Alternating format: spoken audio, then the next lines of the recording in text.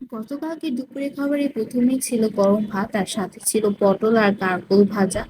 আর আমি দুইটা নিয়ে নিয়েছিলাম পটল ভাজা, কারণ আমার পটল ভাজা খুবই পছন্দের। সবার জন্য মূলত দুইটা তিনটে করে করা হয়েছিল।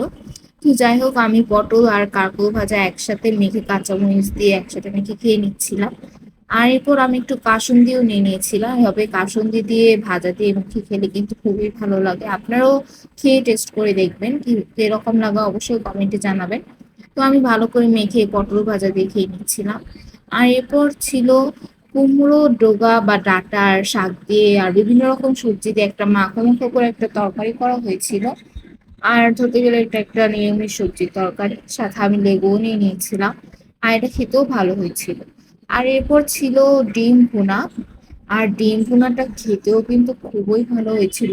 ডিম ভুনাটা দেখতে না যা যতটা সুন্দর লাগছে, খেতে কিন্তু তার চেয়ে দ্বিগুণ আরো ভালো লাগছিল খেতে।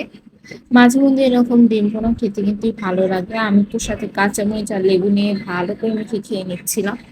আর এরপর ছিল মসুরির ডাল।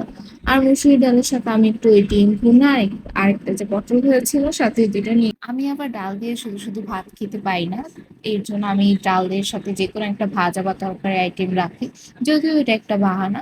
তো ভিডিওটা ভালো লাগলে অবশ্যই সবাই লাইক করবে।